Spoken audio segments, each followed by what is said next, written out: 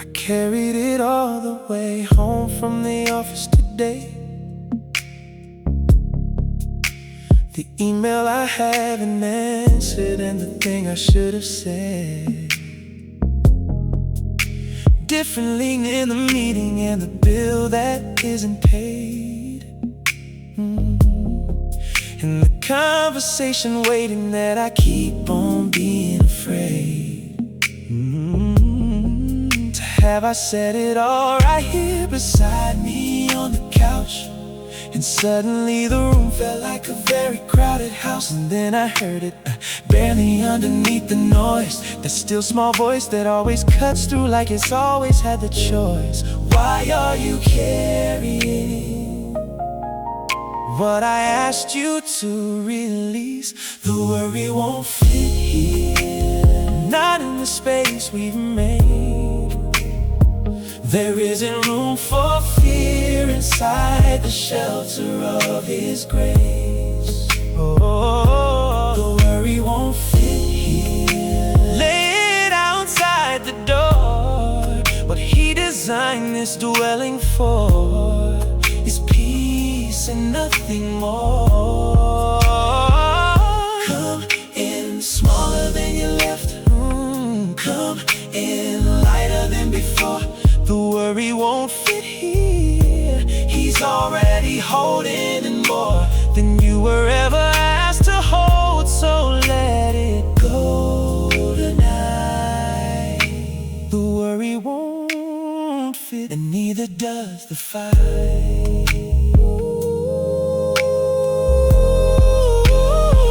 I know the habit of anxiety, well, it's been a tenant for so long I've almost forgotten that it wasn't permanent, that the lease was never legal, that it moved in without consent, that what I've been accommodating was an uninvited guest. And the landlord's been standing at the door since I moved in, saying I can deal with what's been living in this fear of yours within, if you'll only let me into every room you've kept me from. So tonight I'll walk him through the house, and then I'm done. The worry won't fit here.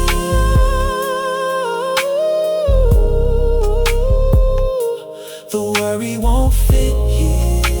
Oh, oh, oh, yeah, yeah, yeah, yeah. Every corridor of worry, every closet full of dread, every room I've kept him out of while I lay awake in bed. I am opening them all tonight. I am turning on the light, and what I thought would take him hours takes him seconds. It's all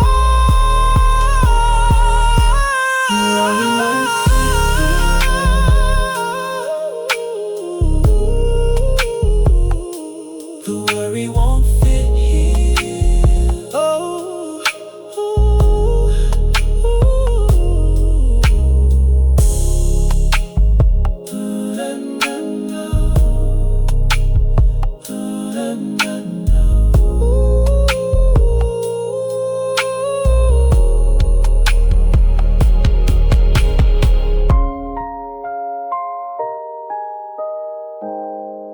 Hey friend, thanks for listening to Worship Rhythm Souls. Our prayer is that these songs will draw you closer to God. Remember to like, share, and subscribe to this channel. But also, let us know how we can pray for you. Stay blessed. My hands have been closed so long, I've forgotten what they feel like open. I've been holding on so tight to outcomes I was hoping would resolve the way I needed them to, and they didn't. And the grip just kept on tightening as the life inside it withered. There's a posture that anxiety insists on for the body, braced and hunched and narrow, shoulders up and ready for a blow that may or may not come, and often doesn't. But the body doesn't know the difference. The body isn't made for permanent emergency, neither is the soul. Learning to unclench, it's the hardest school I know. Oh, learning to unclench, learning how to let the white knuckle go.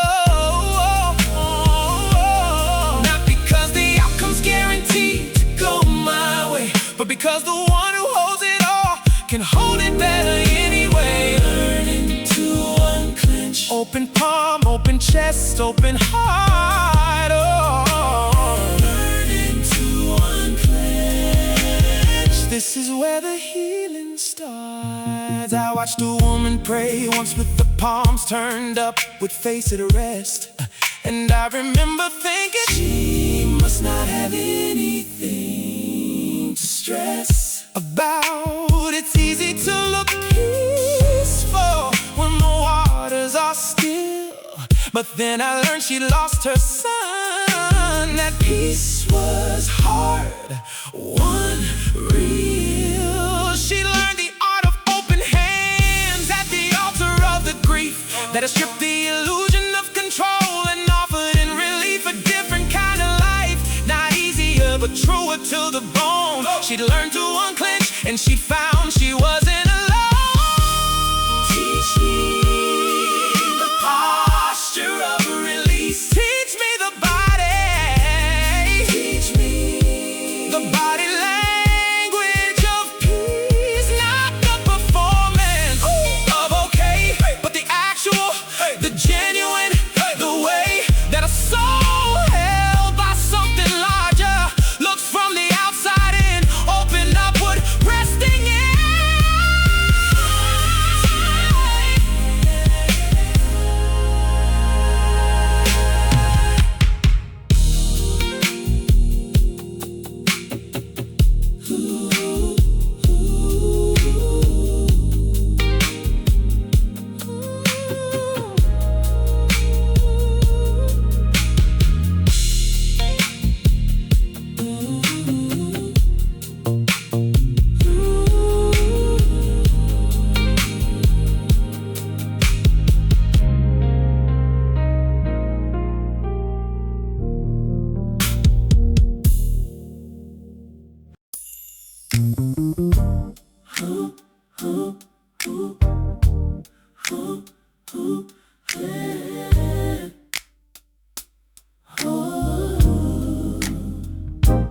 I walked through 100 disasters that never happened.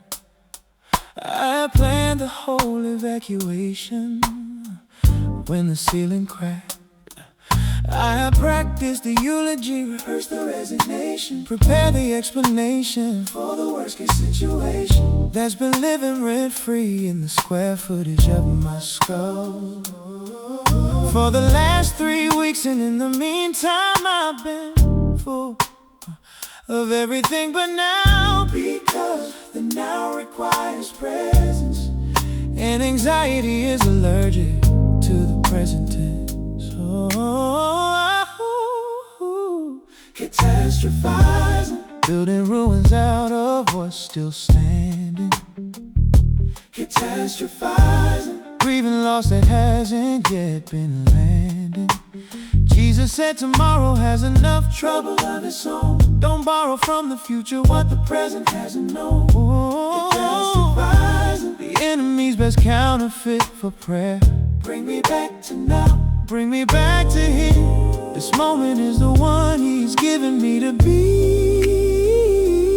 Catastrophizing, Lord, deliver me. I need to name the thing I'm doing when the spiral starts again. Not as self-condemnation, but as clarity in then. I need to practice what the therapist and scripture both agree on. Return to what is true right now. Let the rest be seen on its own terms, in its own time, by the one who lives outside of time and sees my futures and my fears with equal grace sublime. He is not catastrophizing. He's already there. He's already there. And if the worst case comes, he'll already be there. Catastrophizing, building ruins out of what's still standing. Catastrophizing, grieving loss that hasn't yet been landed. Jesus said tomorrow has enough trouble of its own. Don't borrow from the future what the present hasn't known. Catastrophizing, the enemy's best counterfeit for prayer. Bring me back to now, bring me back to here. What if instead of predicting the worst, I practice predicting His faithfulness first. What if the story I rehearse before I sleep was the one where He shows up and I don't weep alone? What if tomorrow held a grace I haven't had the imagination to trace? He testifies, building ruins out of what's still standing. He testifies, grieving loss that hasn't yet been landing. Jesus said tomorrow has enough trouble of its own. Don't borrow from the future what the present hasn't known. He testifies, the enemy's best counterfeit for prayer. Bring me back to now, bring me back to Him.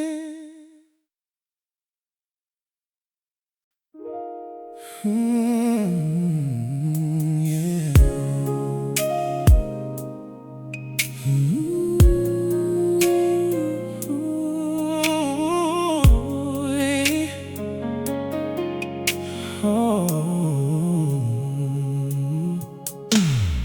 I've been breathing shallow for so long I've forgotten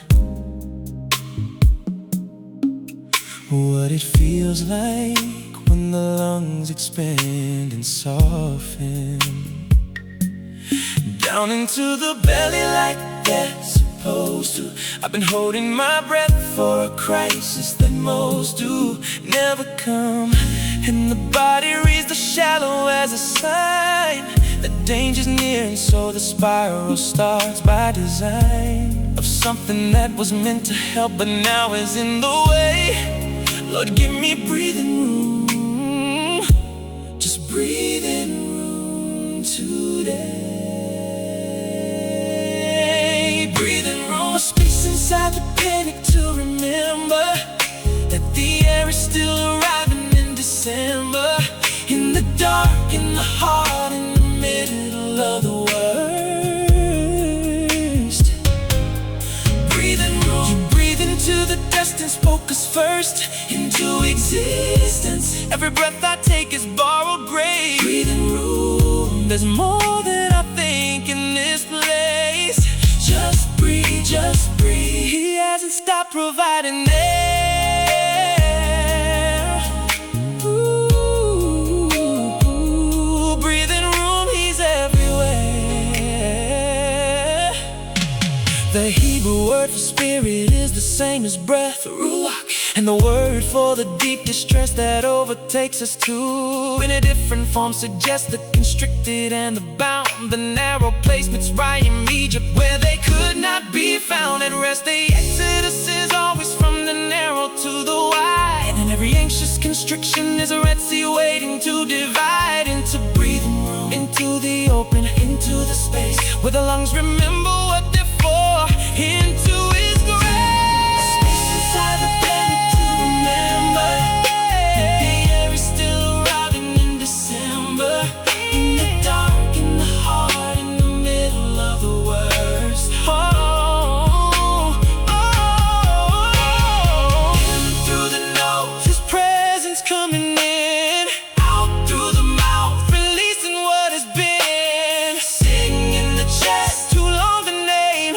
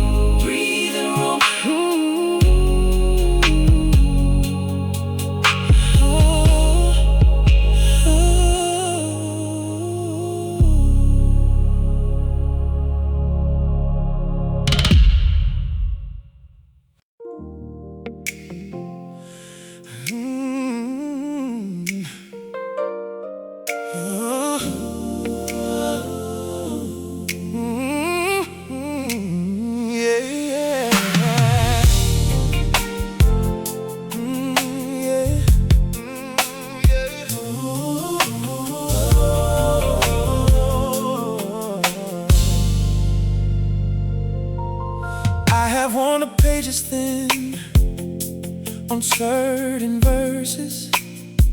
Philippians 4:6 is one. I've read it till it curses me with familiarity until the words went smooth from overuse like river stones that lost their groove of meaning. Be anxious for nothing, sure of course, but tonight I read it slow and I felt the force of what is actually promising, not the absence of the ache, but the presence of a peace so wild it doesn't make any sense by human calculus. That's the deal. Now stop feeling anxious, but here's what you can feel instead. Not the removal of the cause, the replacement of the fear with something that has no right to exist down here. Philippians 4:6, not a command to just feel better. It's an invitation wrapped inside a letter, written from a prison cell by a man in chains, who somehow had discovered that the peace remains when everything you love is on the line. Philippians 4:6, the most defiant line in all the scripture. Be anxious for nothing, not because the world is fine, because he's something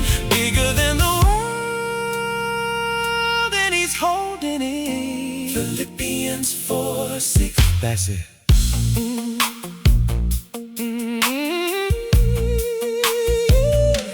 He wrote it from the jail, remember, not the garden, not the easy afternoon when faith comes out of pardon for its previous assumptions about what God should do.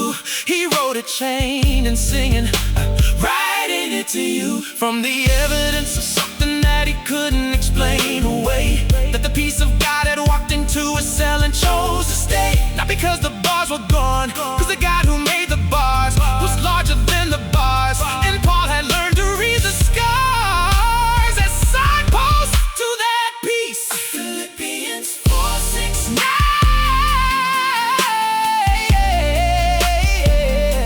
Philippians 4:6. No, not a feeling, not a fix, not a promise that the heart won't mix with the holy in your story. Just the peace of God beyond the categories. Walking into every room you haven't locked yet. Walking into every room you have the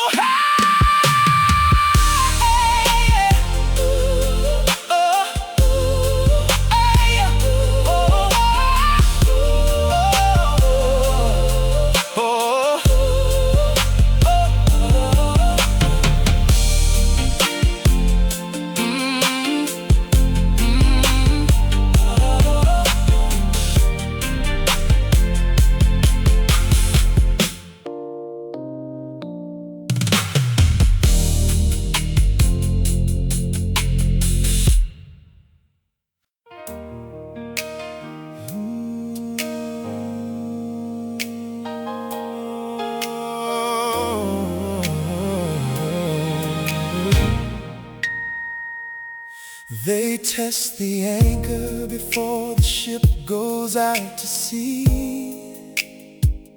Not in the harbor where the water's kind and free from challenge, but in the deep where it's supposed to hold against the storm that hasn't arrived yet. And I'm told that's when my faith is being tested too, not out of spite, but preparation for the water. And tonight, when the anxiety is louder than the faith, I let the anchor do the thing the anchor's built to face. The anchor holds in anxiety, not despite it. The anchor holds in anxiety. It's made to fight it. Hebrews says this, hope we have is the anchor for the soul, firm and sure, and entering the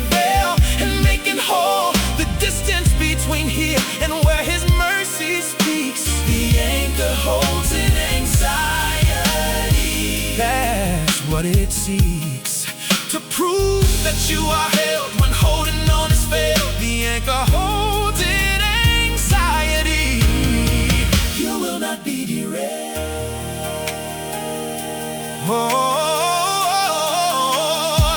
I think about the sailors who didn't trust the anchor and instead threw everything they had as ransom, lightening the load in desperation. In the acts of Paul's last voyage, when the ship was wrecked, the facts remain. 276 men made it to the shore, not because the anchor held the ship, but something more. The God who made the anchor and the sea and all who sailed was holding every soul aboard, and not one of them failed to reach the land. So throw your cargo overboard if you have to.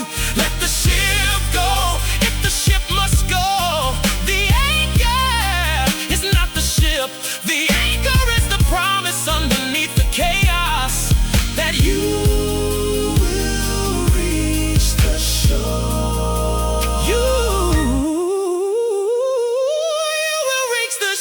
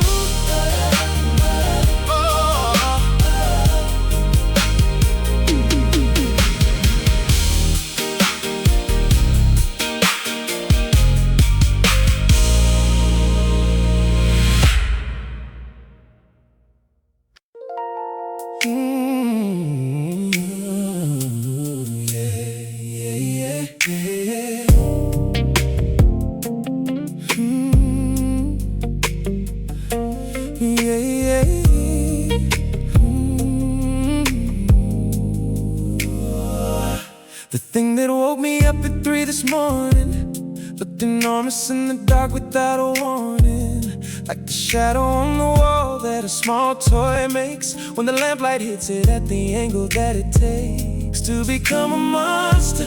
It was the angle, not the size. The fear is very good at using darkness as disguise to make the manageable look like the impossible, and daylight is the enemy of the implausible. Smaller than I think, the thing I'm terrified of. Smaller than I think, when I hold it up against his love. Not dismissed, not minimized. I'm not saying it's not real. I'm saying that the lens of fear distorts the thing I feel into proportions that the truth won't justify. Smaller than I think, when I hold it to the sky, and let the scale of what he holds give what I'm holding this right size. Smaller than I think, and he is larger than my eyes. The 10 spies saw the giants and called themselves grasshoppers. Caleb saw the same landscape and said, we are the conquerors, the land is ours. Same giants, different relationship to scale. What changed between the coward and the man who didn't fail wasn't the size of the obstacle, it was the size of the guy they had in view when they were standing on that conquered side. So I'm asking for the Caleb lens tonight, the one that makes the giant smaller and the God fills up the light. Smaller than I think. Smaller than I think. Smaller than I think. Smaller than I think.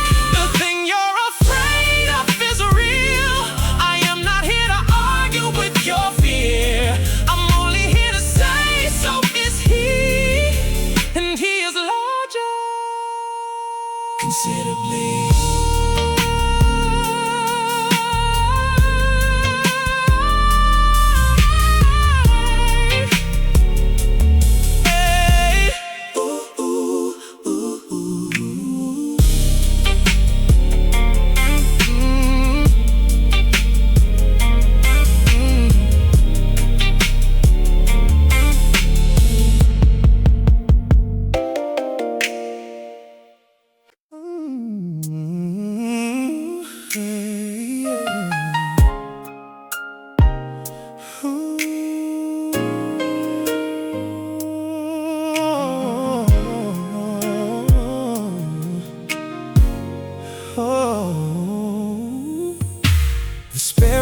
isn't sitting on the branch at night,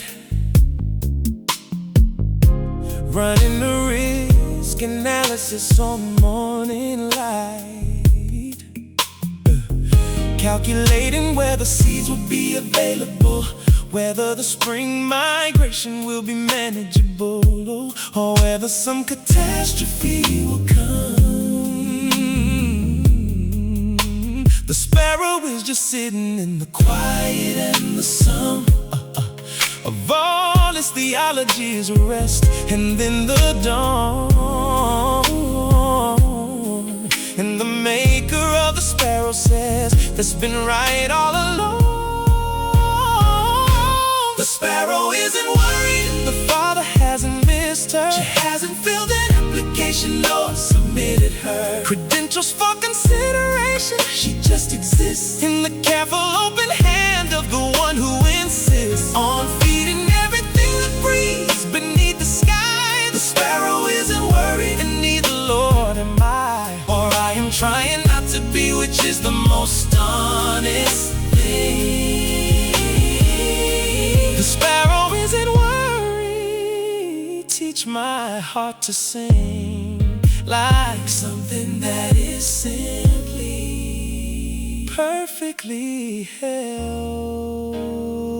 Are you not worth more than many sparrows? That's what he said. Not as a throwaway encouragement, but as a threat, connecting your specific worry to a cosmological fact. The God who keeps the sparrow has you in the compact of his daily active personal attention, not the category of his care, your particular dimension, your name, your current crisis, your specific shade of fear. He is not distracted, he is here.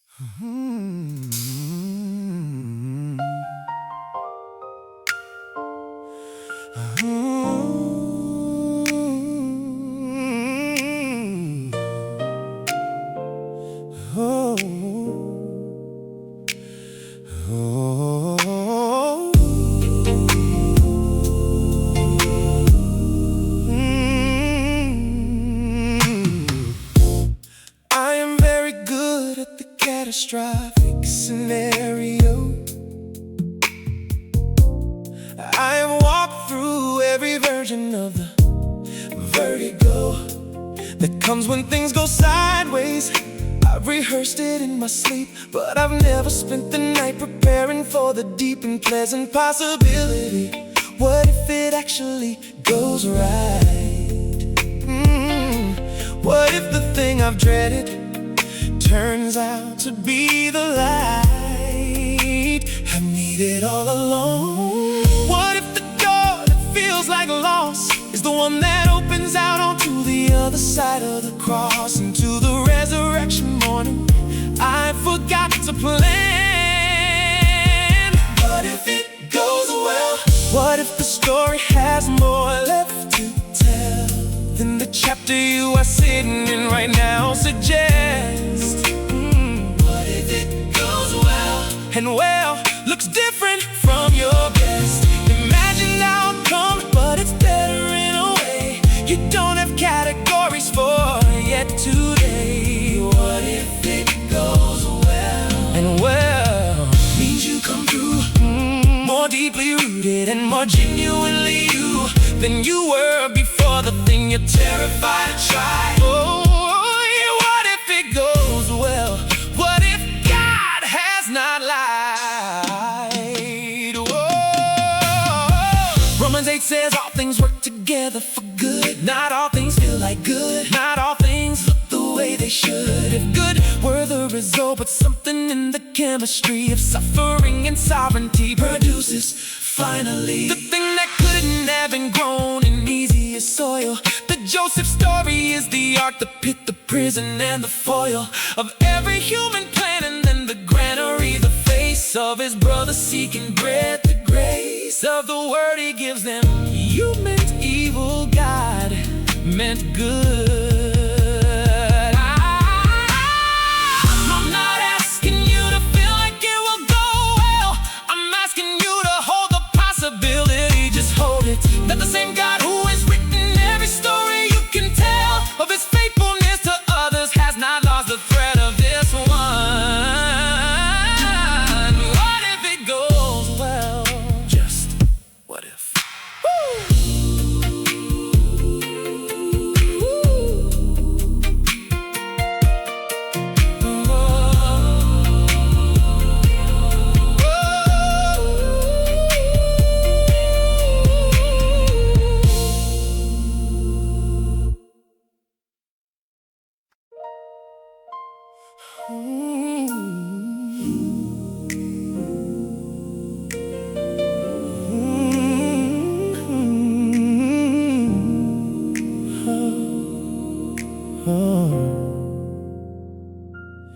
I don't need the feeling of control to have the fact of it.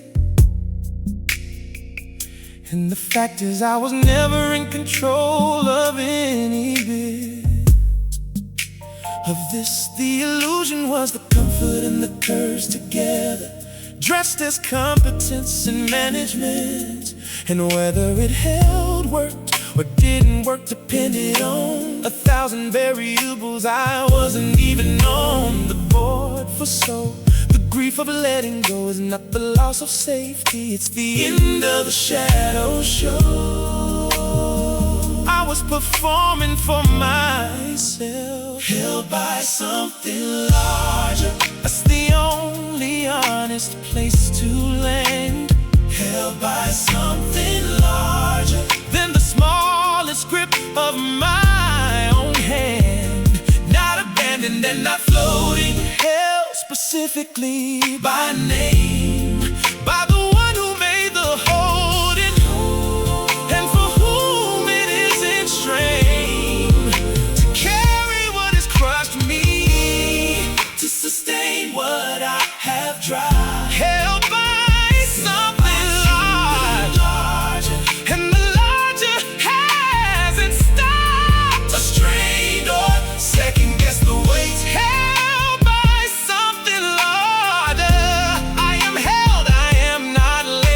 the mercy I was always going to need. The mystics called it resting in the everlasting arms. A phrase so overused we've lost the weight it holds and comes into their arms. Actual arms, an actual chest, a heartbeat that existed long before the east was east or west was west. And in that just before the making of the first particle of anything you were known, and you were nursed into the thought of God's desire, and you were wanted into being in the one who wanted you has not stopped seeing it. Let the anxiety speak its case. I'll hear it out, I'll name the fear, and look it in the face without pretending it's not real. And then I reminded who's in charge of how I feel. At the end of all of this, something larger, something that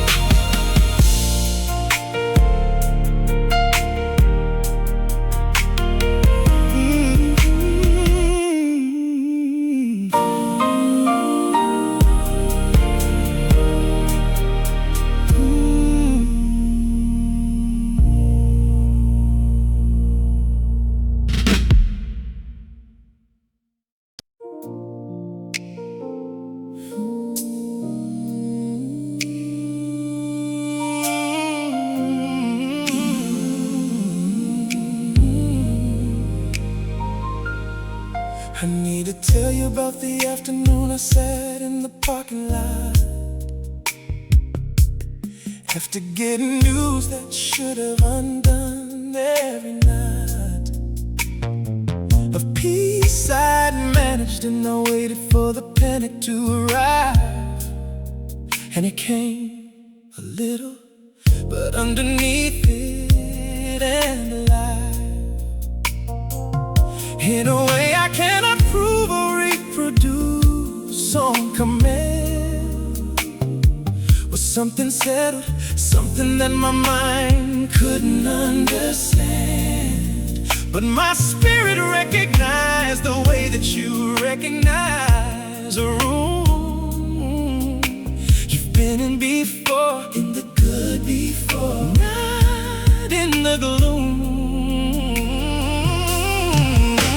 The peace that makes no sense is the peace He promised us, not the peace that comes when everything works out just the way we hoped. That's not peace, that's just relief. Oh, the peace that makes no sense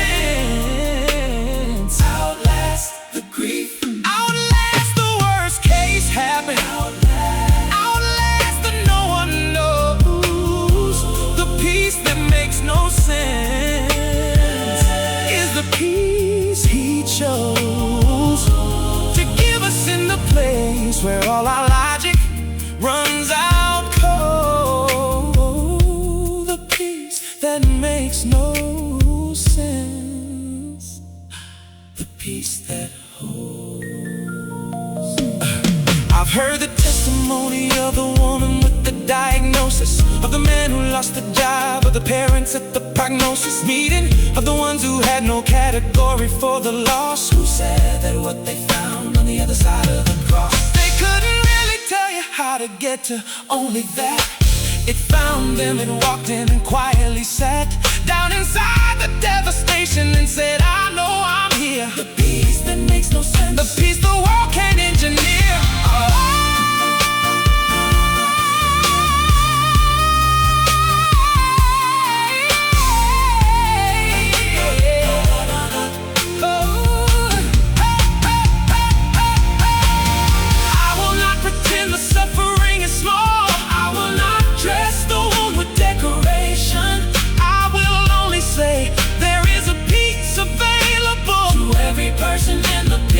Situation that has never been dependent on the outcome of the thing they fear the most. That's the peace, the senseless peace, the one worth the wanting, the one He gives most.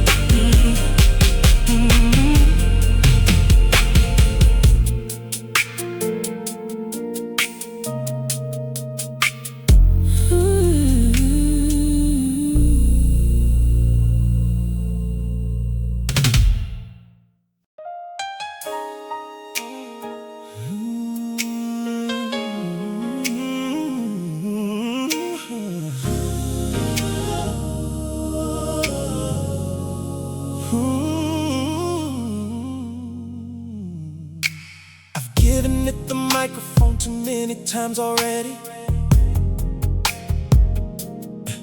Let it have the last word when I should have been more steady. In my own conviction that the story doesn't end on the page where fear is written, what it pretends is conclusion. It's not the author, it's a footnote. It's the margin annotation in a borrowed coat of my own imagination, wearing my own face, speaking in my own voice, taking up my rightful space and pretending it belongs there. Fear doesn't get the final word, not in this story.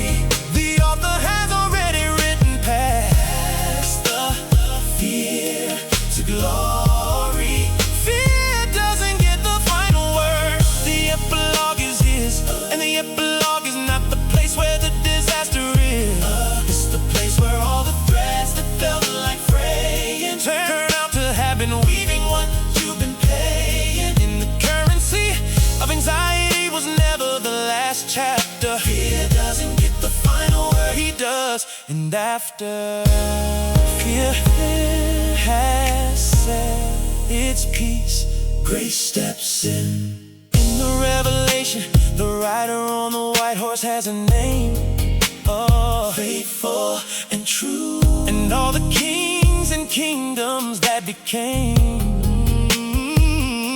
the enemies of everything worth loving are undone. Not slowly, in a moment, by the word alone he's won. And the city at the end is gates of pearl and streets of gold. Not because those matters, but because the story told needs to end extravagance proportional to the suffering that came before the emotional math of the Bible always resolves toward fear. Fear doesn't define this story. Oh, doesn't get the final word.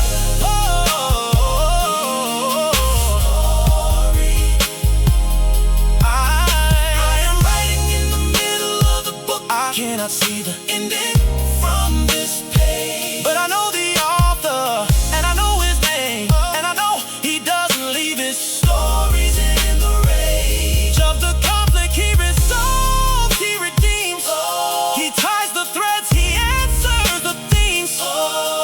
He introduced in chapter 1. Fear doesn't get the final word, the author does, and he's not done.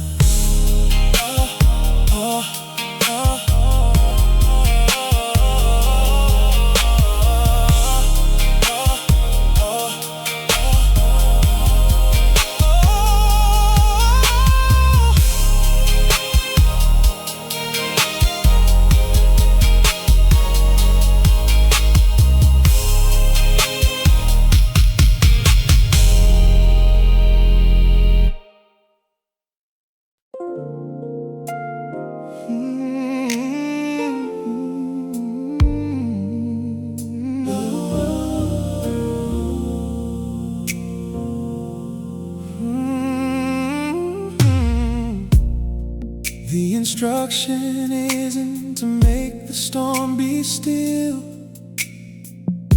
That's his department, not mine. It never was my skill. The instruction is to be still in the storm, which is a different and a more demanding form of trust, to hold the posture of the one who knows that the God who made the weather also knows how long to let it rain. And in the meantime, still not passive, not in denial, but still in the will of the one who is never worried about the weather.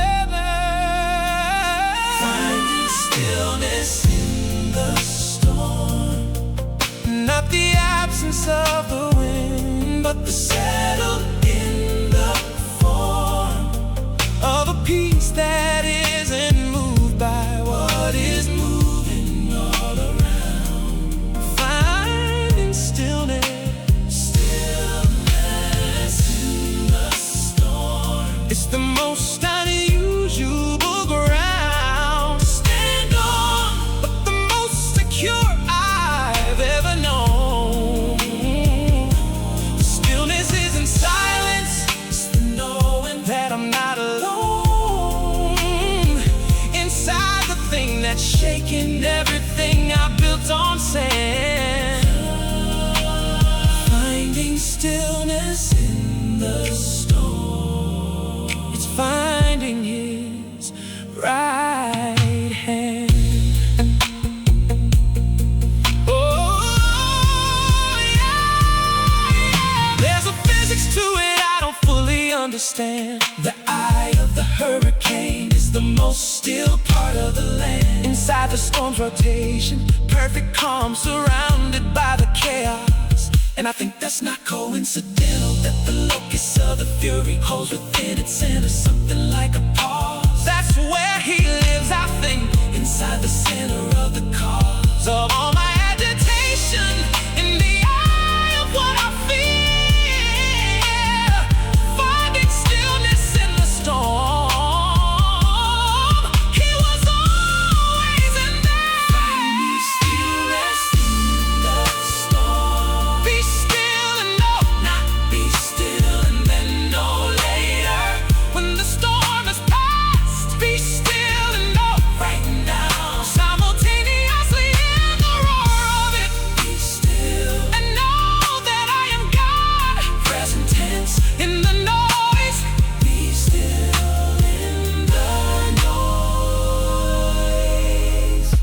And the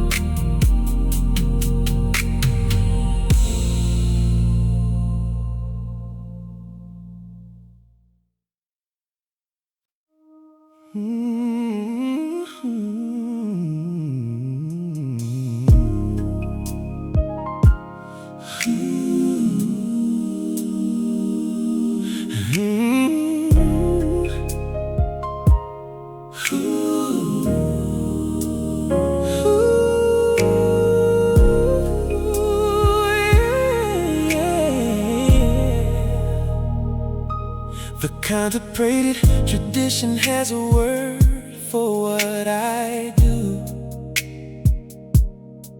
When the anxious thought is pulled my prayer into return, just return. No self-condemnation for the wandering. The whole discipline is simply in the pondering of how many times you come back to the center, not in how long you manage to stay there. And I've been practicing coming back for years now. I've gotten better, not because I've learned the how of staying, but because I've learned that leaving isn't failure. Coming back is the prayer, the practice of coming back. That's the whole of what I'm learning. The practice of coming back, not the absence of the turning away, but the returning to the place I know is true. The practice of coming back, Lord, I keep coming back to you. Not because I've finally gotten good at this, because every time I find my way back through the abyss of distraction and a worry, you are still right there. The practice of coming back, you're always there. I read about the monk who said his prayer was always this. He started, wandered, returned, he called it perfect bliss. Not because the wandering didn't happen, but because the return was always possible. And that's the cause of something close to joy in me tonight. Not that I won't wander from the prayer into the fright of the spiral, but that the way back is always, always clear. The practice of coming back, you're always here. Practice of coming back. Hey, oh, practice of coming back.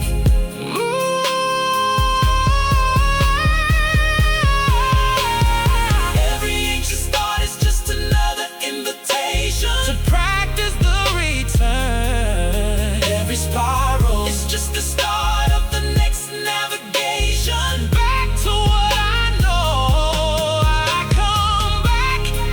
come back, that's the whole thing. I come back, and you are here, and that's enough. The practice of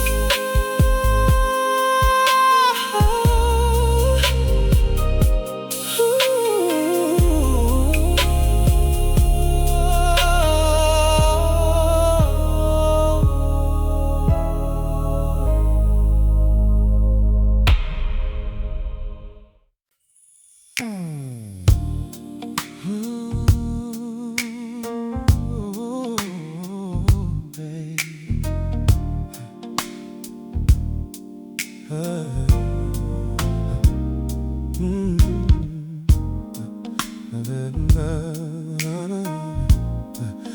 hey.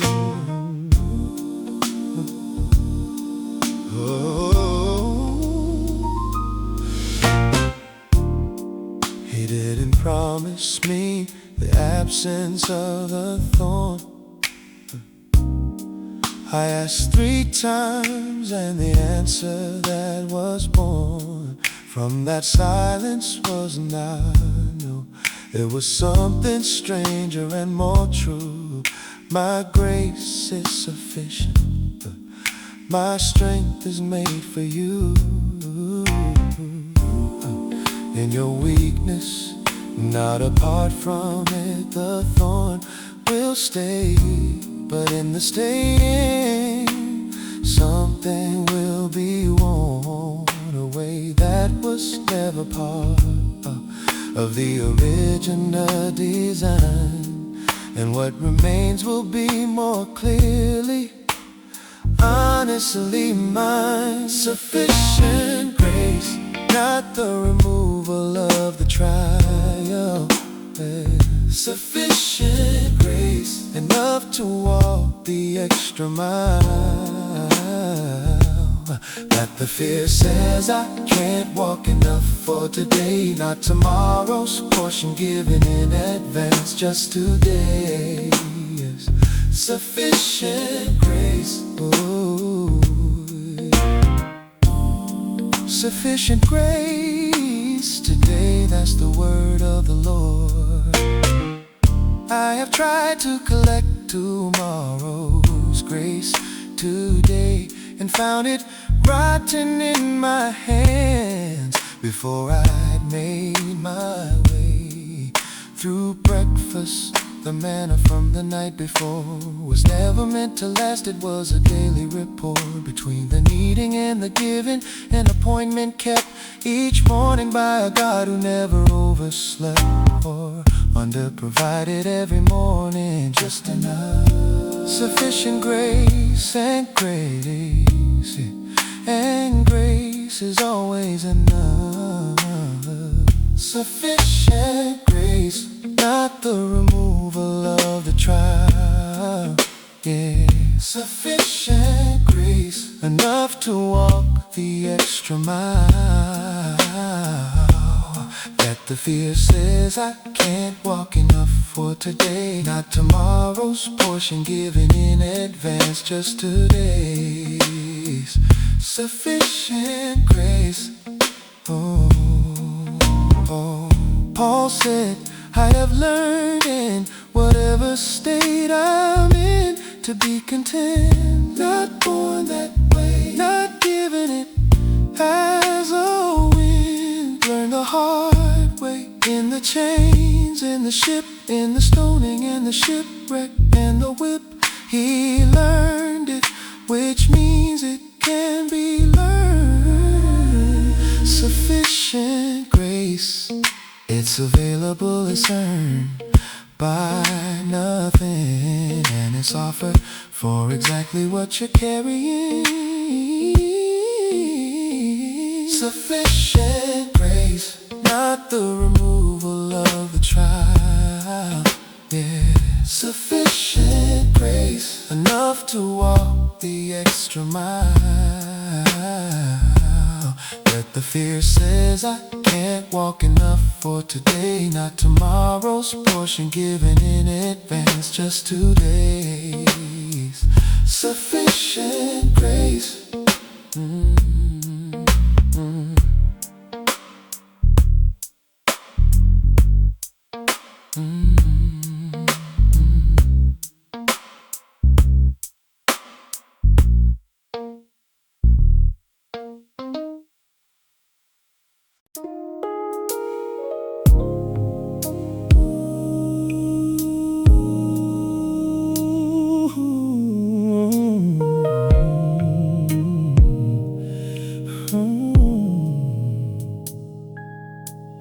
Carried it all the way home from the office today.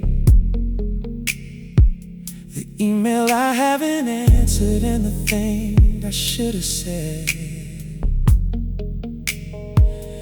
differently in the meeting, in the bill that isn't paid, in the conversation waiting that I keep on being afraid. To have I said it all right here beside me on the couch, and suddenly the room felt like a very crowded house. And then I heard it barely underneath the noise, the still small voice that always cuts through like it's always had the choice. Why are you carrying what I asked you to release? The worry won't fit here, not in this space we made. There isn't room for fear inside the shelter of His grace. So the worry won't fit here. Lay it outside the door.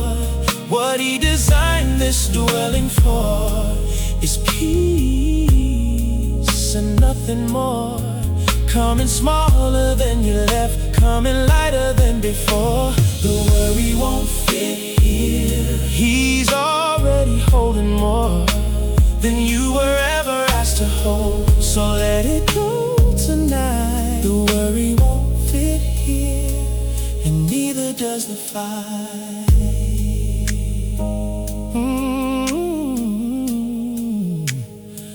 I know the habit of anxiety, well, it's been a tenet for so long I've almost forgotten that it wasn't permanent, that the lease was never legal, that it moved in without consent, that what I've been accommodating was an uninvited guest. And the landlord's been standing at the door since I moved in, saying I can deal with what's been living in this fear of yours within. If you'll only let me into every room you've kept me from. So tonight I'll walk him through the house, and then I'm done. Every corridor of worry, every closet full of dread, every room I've kept him out of. Oh, while I lay awake in bed, I am opening them all tonight. I am turning on the light. And what I thought would take him hours takes him seconds. It's sorrow.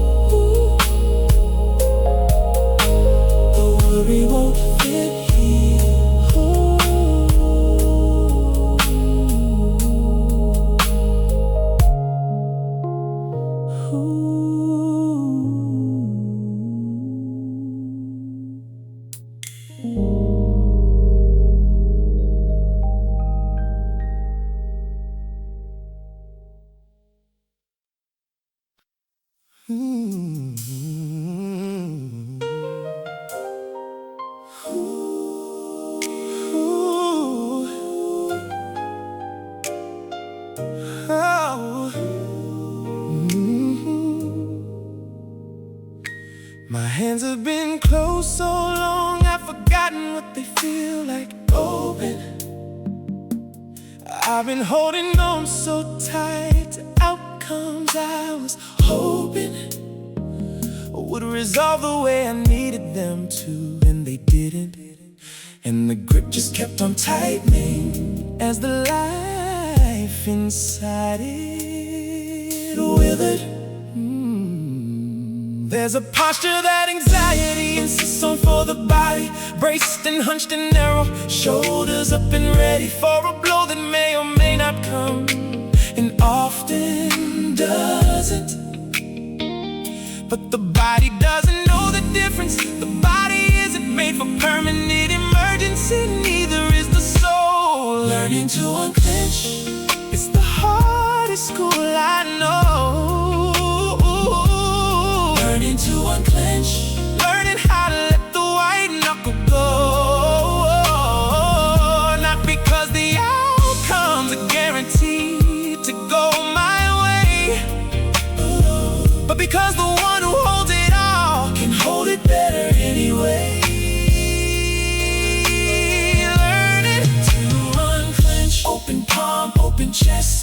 heart. Oh, learning to unclench.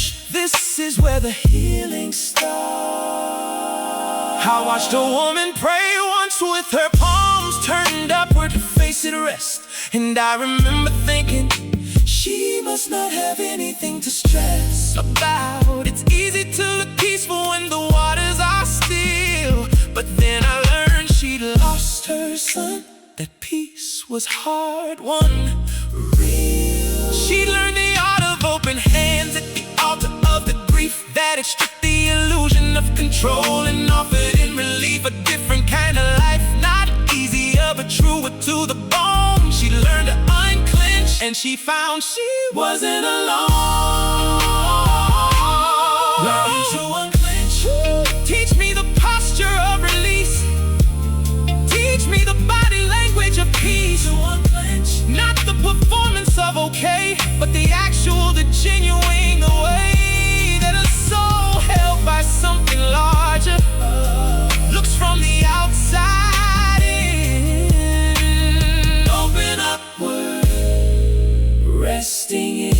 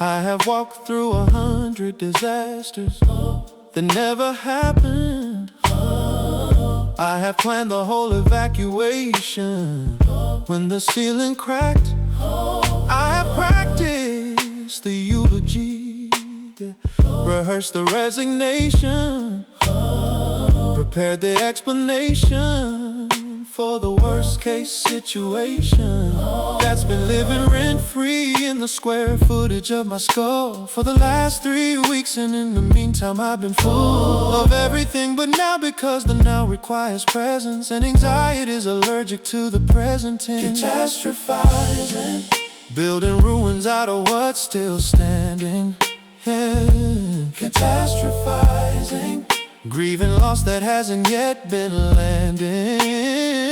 Jesus said tomorrow has enough trouble of its own. don't borrow From the future what the present hasn't known. Catastrophizing, The enemy's best counterfeit for prayer. bring me back to now, bring me back to here. This moment is the one he's given me to be. Catastrophizing, Lord, deliver me. I need to name the thing I'm doing when the spiral starts again. Not as self-condemnation, but as clarity. And then I need to practice what the therapist and scripture both agree on. Return to what is true right now, let the rest be seen on Its own turn, in its own time, by the one who lives outside of time and sees my futures and my fears with equal grace sublime. He is not catastrophizing, he's already there. And if the worst case comes, he'll already be there. Catastrophizing, Hey. catastrophizing, Grieving loss that hasn't yet been landing. Jesus said tomorrow Has enough trouble of its own. don't borrow From the future what the present hasn't known. Catastrophizing, The enemy's best counterfeit for prayer. bring me back to now, bring me back to here. This moment is the one he's given me to be. Catastrophizing, Lord, deliver me. Oh, da, da, da, da, da. Hey. What if life instead of predicting the worst. I practice predicting His faithfulness first. What if the story I rehearsed before I sleep was the one where He shows up and I don't weep alone? What if tomorrow held a grace I haven't had the imagination to trace?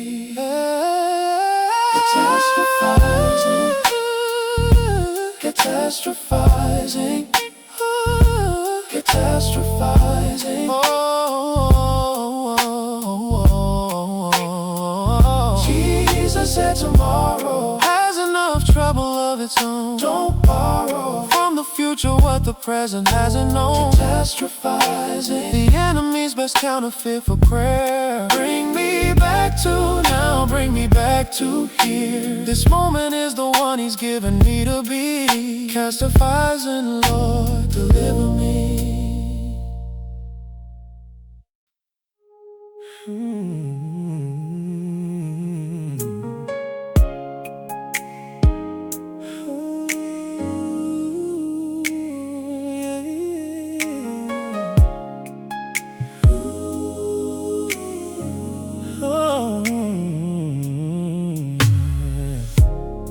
I've been breathing shallow for so long, I've forgotten what it feels like when the lungs expand and soften. Yeah. Down into the belly like they're supposed to. I've been holding my breath for a crisis that most do never come, and the body reads the shallow as a sign that danger's near, and so the spiral starts by design of something that was meant to help but now is in the way. Lord, give me breathing room, just breathing room today. Breathing room, a space inside the panic to remember that the air is still arriving in December. In the dark, in the heart, in the middle of the worst. Breathing to the dust and spoke us first into existence. Every breath I take is borrowed grace. There's more than I think in this place. Just breathe, just breathe. He hasn't stopped providing now. Breathing room, He's everywhere. Oh yeah.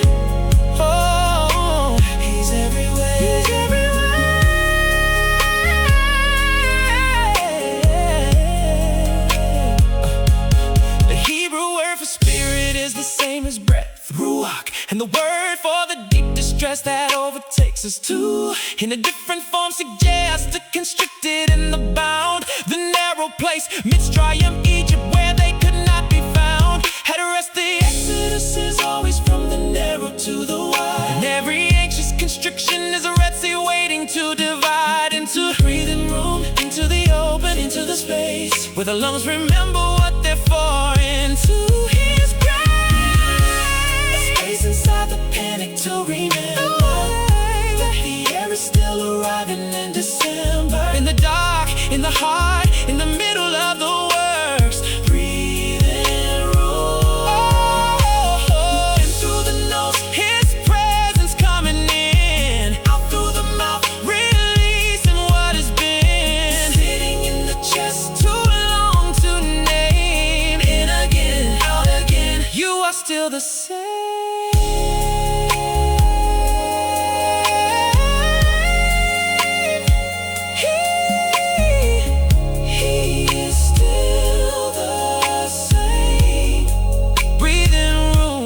Right here.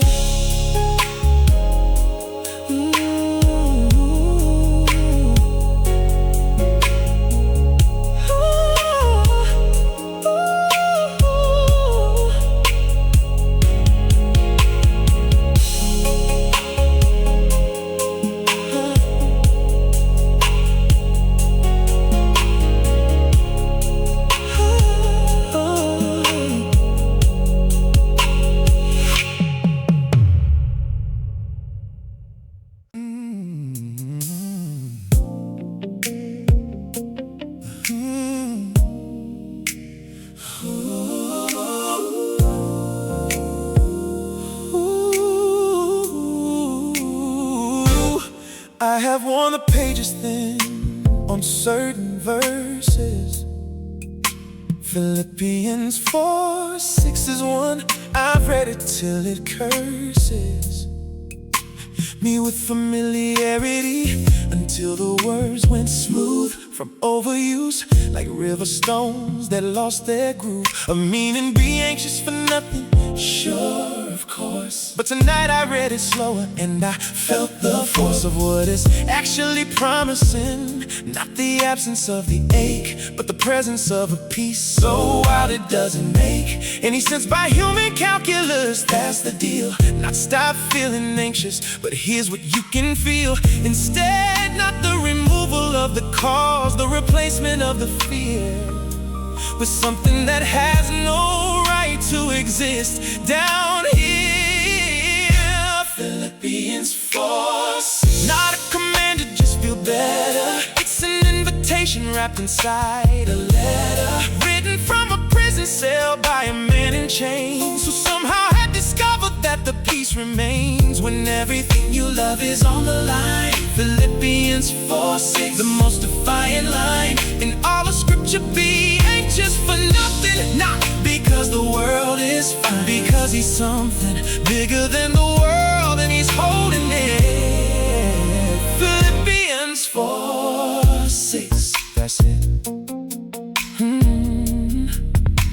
He wrote it from the jail, remember, not the garden, not the easy afternoon when faith comes out of pardon. For his previous assumptions about what God should do, he wrote it chained and singing, writing it to you from the evidence of something that he couldn't explain away, that the peace of God had walked into his cell and chose to stay. Not because the bars were gone, because the God who made the bars was larger than the bars, and Paul had learned to read the scars as signposts to that peace. Not a feeling, not a fix, not a promise that the heart won't mix with the holy in your story. Just a piece of God beyond the categories, walking into every room you haven't locked yet, walking into every room you haven't locked yet,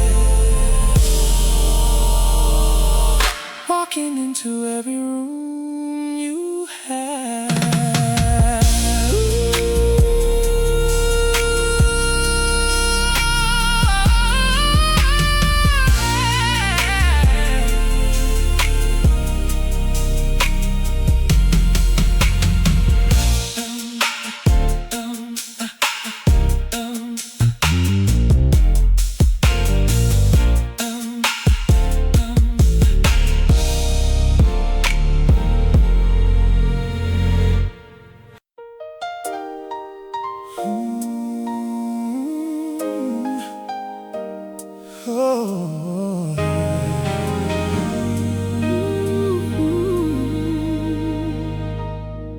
They test the anchor before the ship goes out to sea, not in the harbor where the water's kind and free from challenge, but in the deep where it's supposed to hold against the storm that hasn't arrived yet. And I'm told that's where my faith is being tested too, not out of spite, but preparation for the water. And tonight, when the anxiety is louder than the faith, I let the anchor do the thing. The anchor is built to face. The anchor holds in anxiety, not despite it. The anchor holds in anxiety, it's made to fight it. Hebrews says this hope we have is the anchor for the soul, firm and sure in entering the veil and making whole. The distance between here and where His mercy speaks, the anchor holds in anxiety. That's what it seeks to prove that you are held when holding on has failed. The anchor holds in anxiety.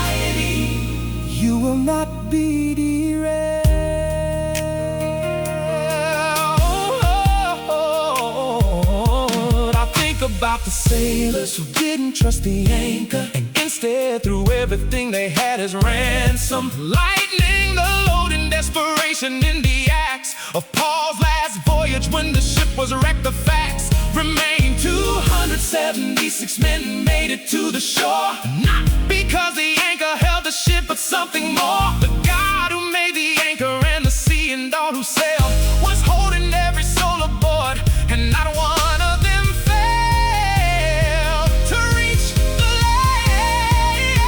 So throw your cargo overboard if you have to. Let the ship go if the ship must go. The anchor is not the ship. The anchor is the promise underneath the chaos that you will reach the shore.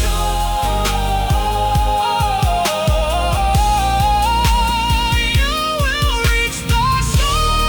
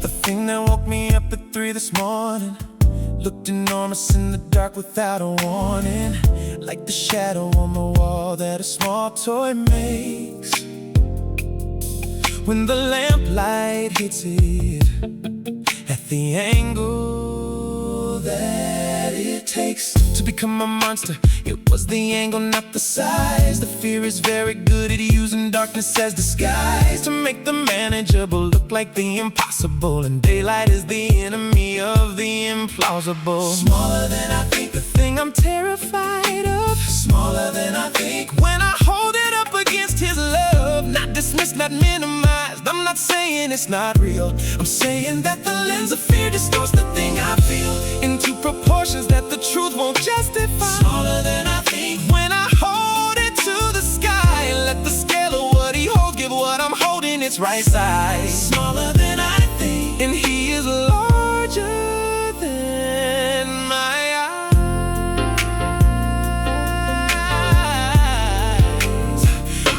The 10 spies saw the giants and called themselves grasshoppers. Caleb saw the same landscape and said, we are the conquerors. The land is ours, same giants, different relationship to scale. What changed between the coward and the man who didn't fail wasn't the size of the obstacle, it was the size of the God they had in view when they were standing on that conquered side. So I'm asking for the Caleb lens tonight, the one that makes the giant smaller and the God fills up the light bulb. Smaller than I think. The thing you're afraid of is real. I am not here to argue with your fear. I'm only here to say so is he, and he is larger considerably.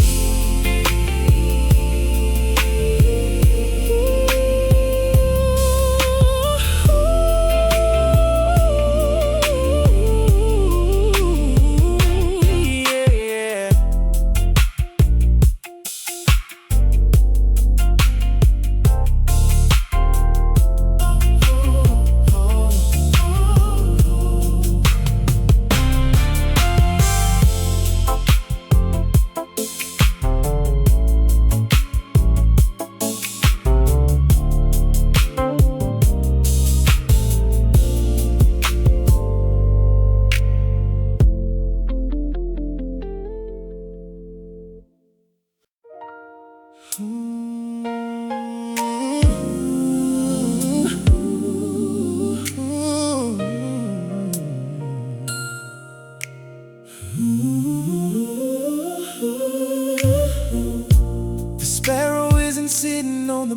bench at night,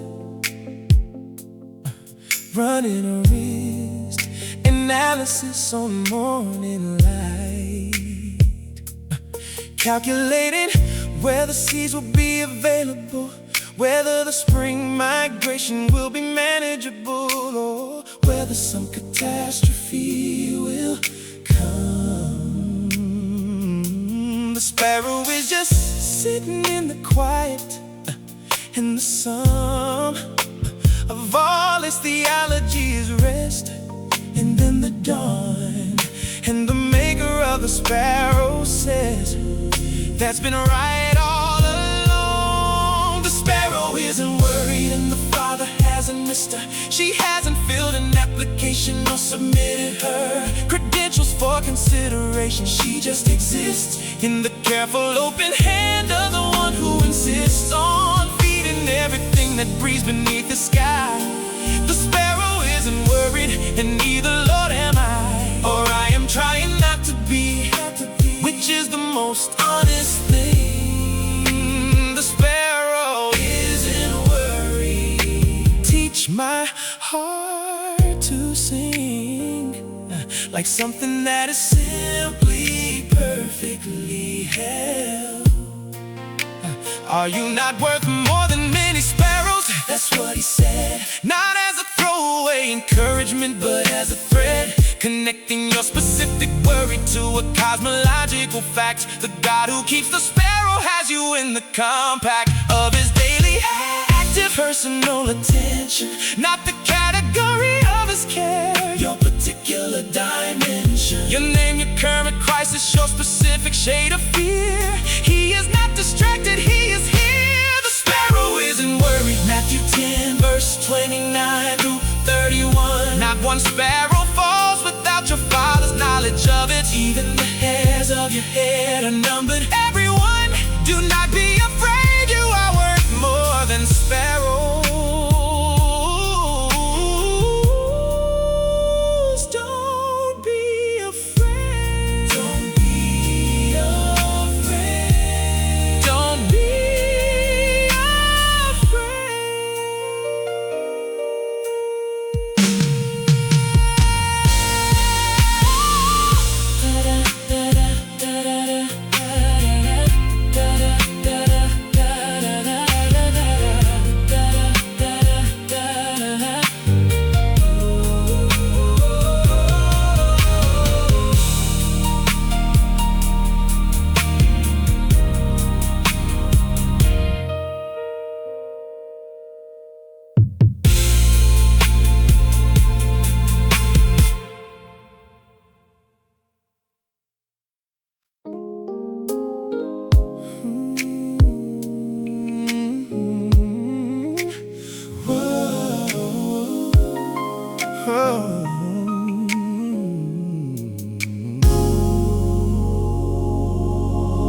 I am very good at the catastrophic scenario.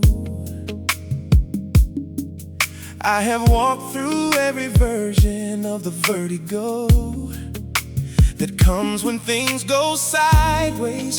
I've rehearsed it in my sleep, but I've never spent the night preparing for the deep and pleasant possibility. What if it actually goes right? What if the thing I've dreaded turns out to be the light I've needed all along? What if the door that feels like loss is the one that opens out onto the other side of the cross, into the resurrection morning I forgot to plan? What if it goes well? What if the story has more left to tell than the chapter you are sitting in right now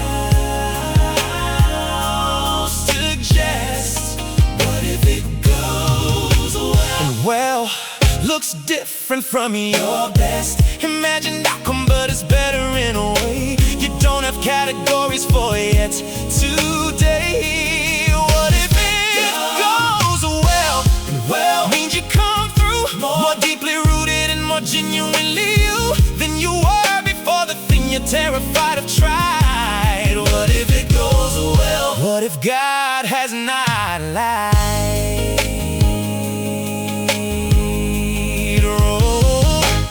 Romans 8 says, all things work together for good. Not all things feel like good. Not all things look the way they should. If good were the result, but something in the chemistry of suffering and sovereignty produces finally the thing that couldn't have been grown in easier soil. The Joseph story is the ark, the pit, the prison, and the foil of every human plan. And then the granary, the face of his brother seeking bread, the grace of the word he gives them.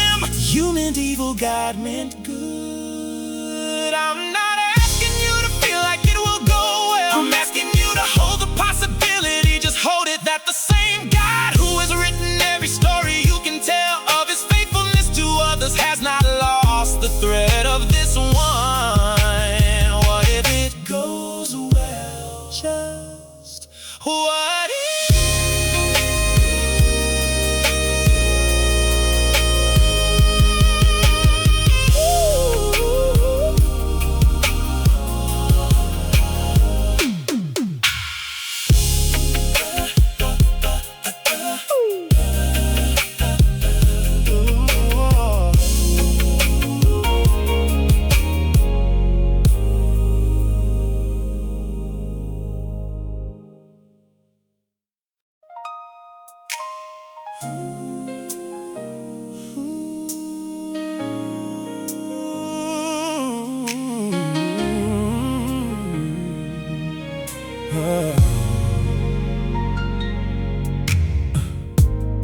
I don't need the feeling of control to have the fact of it.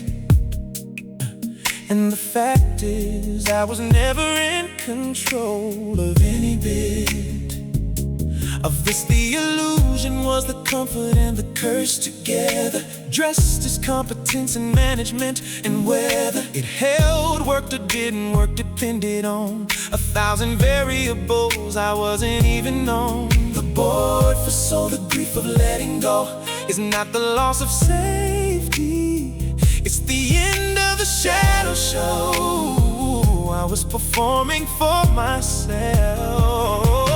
Held by something larger, it's the only honest place to land. Held by something larger than the smallest grip of my own hand. Not abandoned and not floating, held specifically by name, by the one who made the holding and for whom it isn't strain. To carry what has crushed me, to sustain what I have dropped. Held by something larger, and the larger hasn't stopped or strained or second-guessed the way. Held by something larger, I am held, I am not late to the mercy I was always gonna need.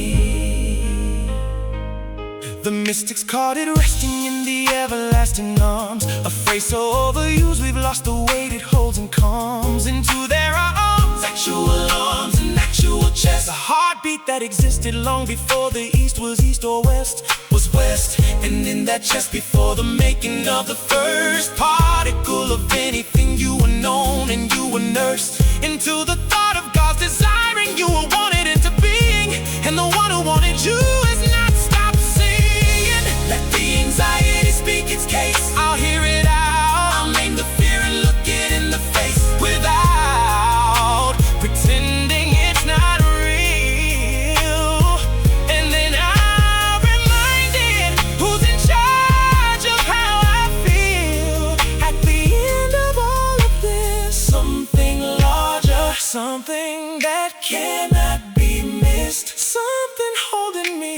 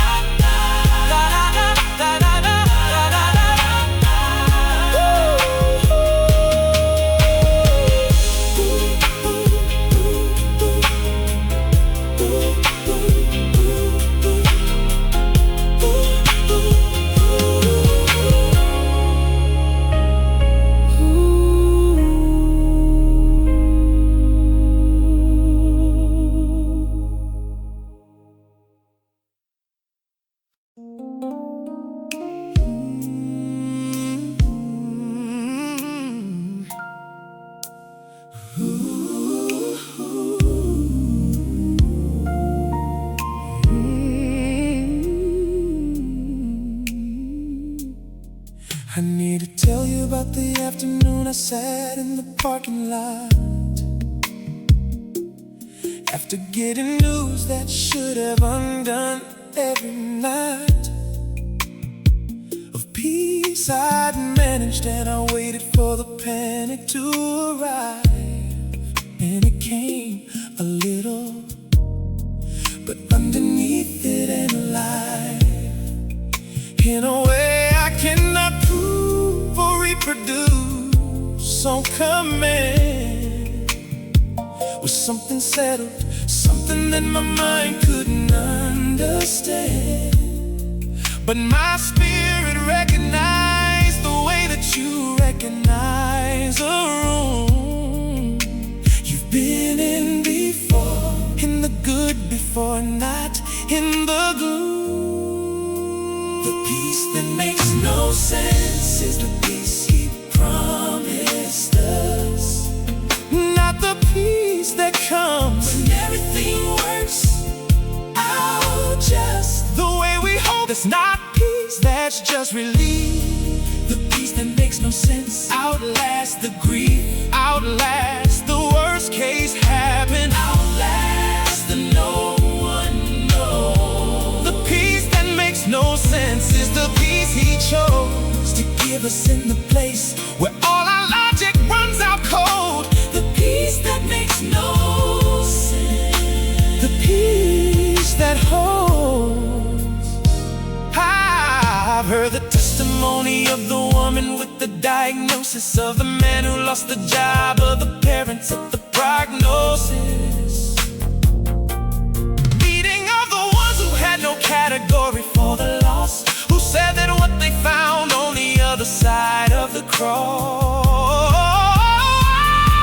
they couldn't really tell you how to get to, only that it found them. It walked in and quietly sat down inside the devastation and said, I know I'm here. The peace that makes no sense, the peace the world can't engineer. The peace that makes no sense is the peace He promised us. The peace that makes no sense is the peace He promised us. I will not pretend the suffering is small. I will not dress the wound with decoration. I will only say there is a peace available. Every person in the pit of their situation that has never been dependent on the outcome of the thing they fear the most. That's the peace, the senseless peace, the one worth wanting, the one He gives most.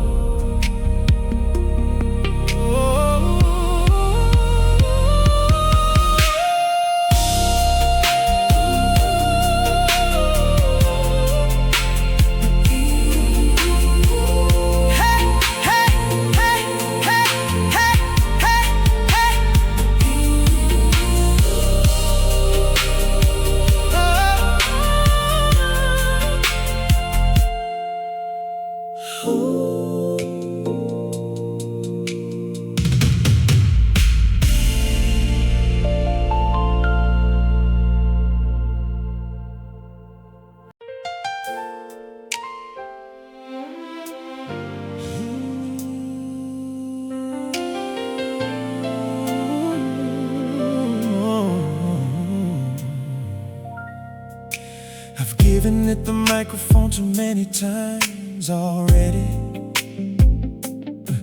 Let it have the last word when I should have been more steady. In my own conviction that the story doesn't end on the page where fear is written. What it pretends is conclusion. It's not the author, it's a footnote. It's the margin annotation in a borrowed coat of my own imagination, wearing my own face, speaking in my own voice, taking up my rightful space and pretending it belongs there. Fear doesn't get the final word, not in this story. The author has already written past the fear to glory. Fear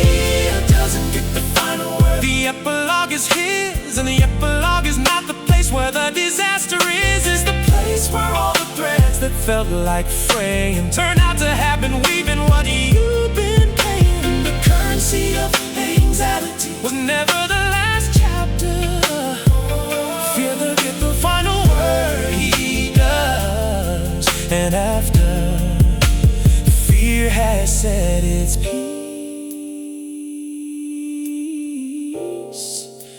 grace steps in. In Revelation, the rider on the white horse has a name, faithful and true. And all the kings and kingdoms that became the enemies of everything worth loving are undone. Not slowly, in a moment, by the word alone he's won. And the city at the end is gates of pearl, streets of gold. Not because the gold matters, but because the story told needs to end in extravagance proportional to the suffering that came before the emotional math of the Bible always resolves toward peace. I am writing in the middle of the book. I cannot see the ending from this page, but I know the author and I know his name, and I know he doesn't leave his stories in the rage of the conflict. He resolves, he redeems, he ties the threads, he answers the themes he introduced in chapter 1. Fear doesn't get the final word, the author does, and he's not done.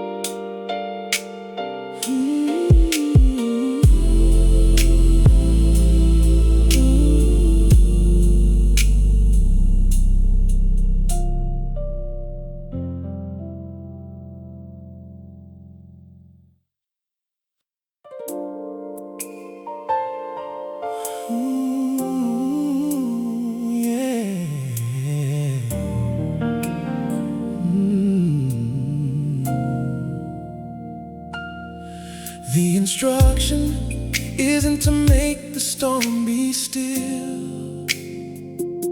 That's his department, not mine, and never was my skill. The instruction is to be still in the storm, which is a different and a more demanding form of trust, to hold the posture of the one who knows that the God who made the weather also knows how long to let it rain, and in the meantime still not passive, not in denial, but still in the will of the one who is never worried about the weather. Finding stillness in the storm, not the absence of the wind, but the settled in the form of a peace that isn't moved by what is moving all around. Finding stillness in the storm, it's the most unusual ground to stand on, but the most secure I've ever known. The stillness isn't silence, it's the knowing that I'm not alone inside the thing that's shaking everything I built on sand. Finding stillness in the storm, it's finding his right hand.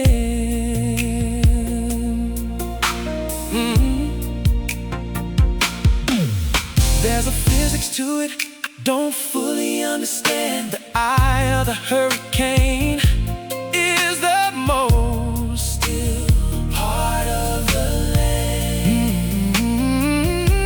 Inside the storm's rotation, perfect calm surrounded by the chaos. And I think that's not coincidental, that the locus of the fury holds within us, and it's something like a pulse. That's where he lives, I think, inside the center of the cause of all my agitation. In the eye of what I fear, finding stillness in the storm. He was always in there, finding stillness in the storm.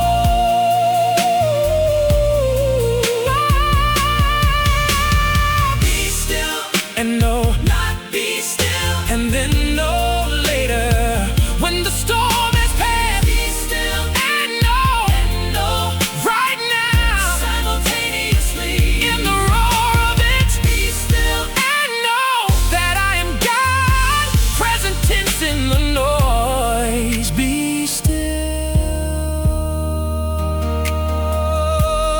in the noise and know.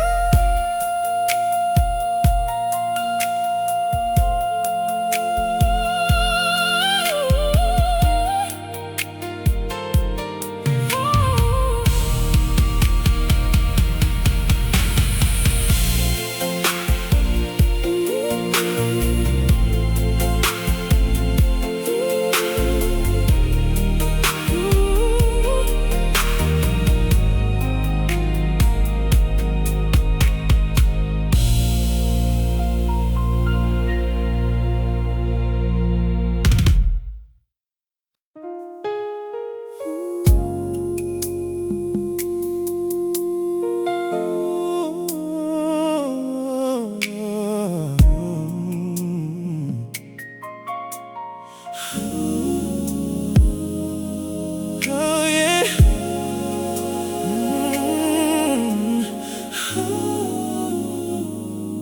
The counterfeit tradition has a word for what I do. When the anxious thought has pulled my prayer into return, just return. No self-condemnation for the wandering. The whole discipline is simply in the pondering of how many times you come back to the center, not in how long you managed to stay there. And I've been practicing coming back for years now.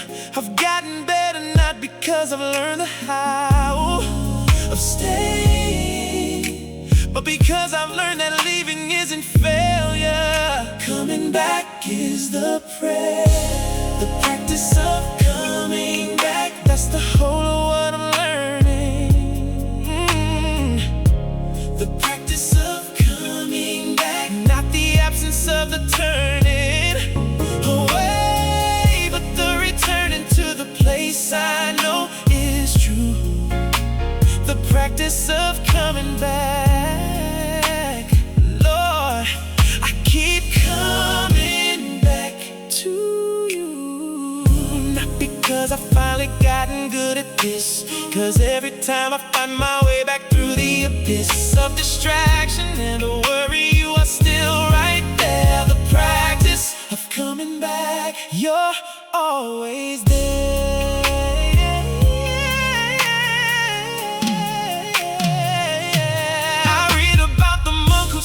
Prayer was always this. He started wanting to return, he called it perfect bliss. Not because the wondering didn't happen, but because the return was always possible. And that's the cause of something close to joy in me tonight. Not that I won't wander from the prayer into the fright of the spiral, but that the way back is always, always clear. The practice of coming back,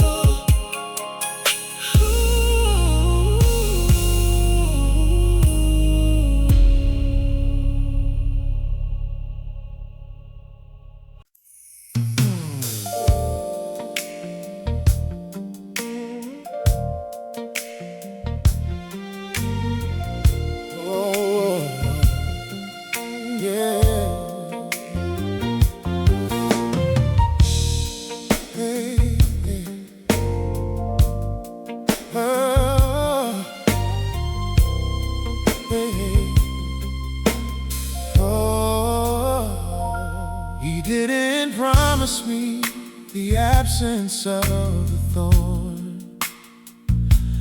I asked 3 times and the answer that was born from that silence was not no. It was something stranger and more true. My grace is sufficient. My strength is made for you. In your weakness, not apart from it, the thorn will stay. But in the staying, something will be worn away. That was never a part of the original design. And what remains will be more clearly, honestly mine. Sufficient grace, not the removal of the trial. Sufficient grace, enough to walk the extra mile. That the fear says I can't walk enough for today. Not tomorrow's portion given in advance, just today. Sufficient grace, the manna in the wilderness, exact and not excessive, meeting the distress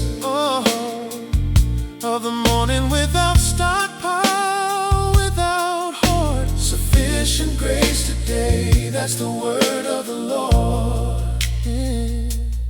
I have tried to collect tomorrow's grace today and found it rotten in my hands before I'd made my way through breakfast. The manna from the night before was never meant to last.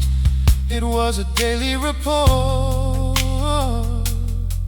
between the needing and the giving, an appointment kept each morning by a God who never overslept or underprovided. Every morning just enough, sufficient grace, and grace is always enough. Ooh, ooh, oh, oh, sufficient grace. Ooh, ooh, oh, yeah, oh, said I have learned in whatever state I'm in to be content, not born that way, not giving it as a win. Learn the hard way in the chains in the ship, in the stoning and the shipwreck and the whip. He learned it, which means it can be learned. Sufficient grace, it's available, it's earned by nothing, and it's offered for exactly what you're carrying. Sufficient grace, not the removal of the trial. Sufficient grace, enough to walk the extra mile. That the fear says I can't walk enough for today. Not tomorrow's portion given in advance, just today. Sufficient grace, sufficient grace.